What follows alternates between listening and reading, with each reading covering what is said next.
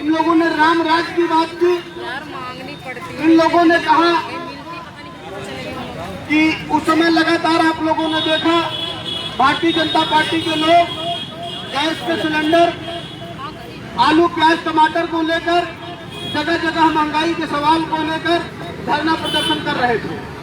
और हम लोग भी खुश हुए कि भारतीय जनता पार्टी कुछ बेहतर करेगी और लोगों ने पूर्ण बहुमत में सरकार बना दिया। आज इस प्रदेश का आलम यह है कि उत्तर प्रदेश के 75 जिलों में लोगों का मान सम्मान सुरक्षित नहीं है। आए दिन जाति हिंसा हो रहा है। आप लोगों ने देखा किसानों का मामला, 700 से ज्यादा किसानों की हत्या हुई। और अभी ये जो 69,000 शिक्षक भर्ती का मामला चल रहा है, इस सरकार को शर्म आनी चाहिए। इस प्रदेश को मुख्यमंत्री को शर्म आनी चाहिए। जिस मुख्यमंत्री को बाबा है, बाबा साधु का मतलब है साधु जंगल में होना चाहिए, साधु कुटी में होना चाहिए। लेकिन आजादी के 75 साल बाद इस प्रदेश में एक ऐसा साधु मिला जो लखनऊ की गद्दी की बात करता है, दिल्ली की गद्दी की बात करता है। बताइए साधु को कहाँ होना चाहिए?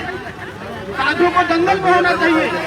आज यहाँ जितने लोग आए हैं, ये शपथ ले लीजिए कि 2022 में इस भारतीय जनता पार्टी के विदाई करना है। साथियों, विदाई करके इन लोगों को जंगल में भेजना है। इस बेईमान मुख्यमंत्री को उस मठ में भेजना है जिस मठ से आया था। ये गंजौली पहली बार ऐसा हुआ है आजादी के 75 साल बाद इस प्रदेश का ऐसा मुख्यमंत्री मिला है जो पूरे दिन में कम से कम 20 बार गांजा पीता है। पीलम पीने वाले मुख्यमंत्री को, गांजा बेचने वाले मुख्यमंत्री को, बीड़ी और सिगरेट पीने वाले मुख्यमंत्री को 2022 में इस प्रदेश की जनता इनकी विदाई करना है। साथियों, इन लोगों को वहां भेजना है, उस जंगल में भेजना है जहां इन लोगों को पीने के लिए पानी भी मौसर नहीं होगा। आप लोगों ने देखा इलाहाबाद में कुंभ लगा था। कुंभ के नाम पर भारतीय जनता पार्टी के लोगों ने पूरे मेले को लूट लिया। अगर इलाहाबाद कुंभ का जो मेला लगा था उसकी जांच हो जाए ईमानदारी से, तो भारतीय जनता पार्टी की जितनी कमेटी बनाई गई थी कुंभ के मेले को चलाने के लिए, सारे लोग जेल जाएंगे। आप लोगों ने देखा कोरोना काल में जब इस देश का गरीब आदमी, इस देश का मजदूर, इस देश का किसान, जिनके बच्चे गुजरात में, दिल्ली में, मुंबई में, महाराष्ट्र में, तमाम महानगरों में फंसे हुए थे, उनको लाने के लिए, उनको बेहतर व्यवस्था देने के लिए सरकार ने कुछ नहीं किया। पता नहीं हजारों की संख्या में लोग, लाखों की संख्या में लोग कोरोना काल में उनका निधन हो गया। और पूरे कोरोना के काल में इस भारतीय जनता पार्टी ने पूरे भारत में, भारतीय जनता पार्टी ने 900 से ज्यादा कार्यालय बनाने का काम किया है। साथियों, अगर भागीदारी संकल्प मोर्चा, महागठबंधन समाजवादी पार्टी की सरकार बनती है तो कोरोना के नाम पर जितना लूट हुआ है, जितना इन लोगों ने देश को लूटा है, इन तमाम नेताओं को हम लोग जेल भेजने का काम करेंगे। साथियों, और तो और अयोध्या में मंदिर बनाने का मामला चल रहा है।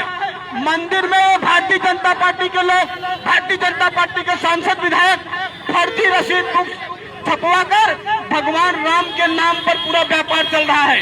भगवान राम के नाम पर पर्ची काट के मंदिर बनाने के नाम पर पूरे देश और प्रदेश को ये लोग लूटने का काम कर रहे हैं। साथियों, भागीदारी संकल्प मोर्चा की सरकार बनेगी।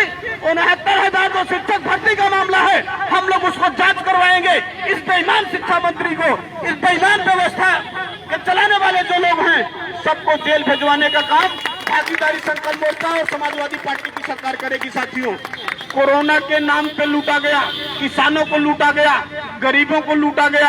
आप लोगों ने देखा महंगाई का वो आलम है, महंगाई का वो आलम है जो गैस का सिलेंडर 350 रुपए में बिक रहा था, आज वो गैस का सिलेंडर 1000 रुपए में बिक रहा है। बताइए सही कह रहा हूँ कि गलत कह रहा हूँ?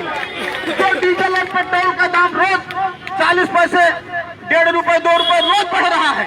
बताइए सही कह रहा हूँ गलत कह रहा हूँ? सरसों का तेल जिसकी कीमत 60 रुपए थी, आज सरसों का तेल 200 के पार चला गया। बताइए सही बात है गलत है? अरहर की दाल, तमाम खाद्य सामग्रियां लगातार उनके रेट बढ़ रहे हैं। इस सरकार को हम लोगों को सबक सिखाना है। इस सरकार को हम लोगों को सबक सिखाना है। आप लोगों ने देखा जिस तरह से किसानों के साथ इन लोगों ने किया।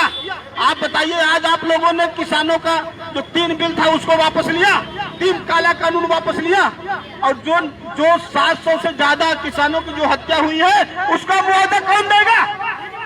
उसका मुआवजा कौन देगा? इसका हिसाब हम लोगों को 2022 के चुनाव में अपने वोट के अधिकार से देना है साथियों। अपनी वोट की ताकत को दिखाना है इन बेईमानों को। इस बेईमान मुख्यमंत्री को ध्यान रखना है आप लोग। ये बाबा को हम लोगों को उस मठ में भेजना है जिस मठ से आया था ये। और इस देश का जो प्रधानमंत्री जो दिल्ली में बैठा है, इस देश का जो प्रधानमंत्री जो दिल्ली में बैठा है, पूरे उत्तर प्रदेश का ठेका टेंडर पट्टा सारे गुजरातियों को दे दिया है साथियों। इस बेईमान प्रधानमंत्री को भी सबक सिखाना है। इस बेईमान प्रधानमंत्री को भी सबक सिखाना है।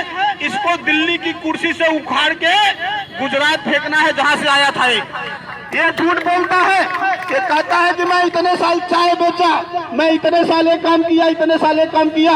अगर पूरा उसको काउंट कर दिया जाए तो 200 साल से ज्यादा होता है। आप बताइए ये प्रधानमंत्री कितने साल का है? ये प्रधानमंत्री कितने साल का है? ये झूठ बोलता है, लोगों को कहता है पूरा एवरेज गिनाता है तो 200 के पार जाता है, 200 साल से ज्यादा होता है। और ये कहता है कि मैंने इतने साल चाय बेचा, इतने साल मैंने ये किया, इतने साल मैं जंगल में रहा। अरे भाई, झूठ बोलने की भी हद होती है। आपने सारे किसानों गरीबों को कहा सब लोग खाता खुलवाइए, सबके खाते में 15 लाख रुपए आएंगे। बताइए, कहा था कि नहीं कहा था? किसी के खाते में 15 लाख रुपए आया? किसी के खाते में आया? और तो और जो बेचारे गरीब किसान खाता खुलवाए थे, जो गरीब बेचारे 4000 5000 जिनके रुपए था, पास पैसा था, वो भी बैंक में डाल दिया। आप लोगों को पता है कि बैंक में 6 महीने के बाद अगर लेन देन न हो तो खाता बंद हो जाता है। इस तरह से गरीबों को भी लूट लिया इस देश के बेईमान प्रधानमंत्री ने। बताइए, सही बात है कि गलत है? तो साथियों, आप लोग घबराइए नहीं। 4 महीने का मामला है।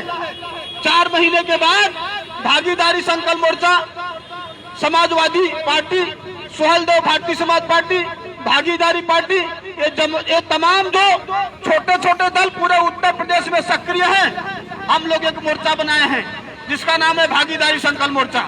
उसकी सरकार बना के 69,000 शिक्षक भर्ती में जो लूट हुई है उसको ईमानदारी से जांच करवा के इन बेईमानों को जेल भिजवाने का काम करेंगे साथियों।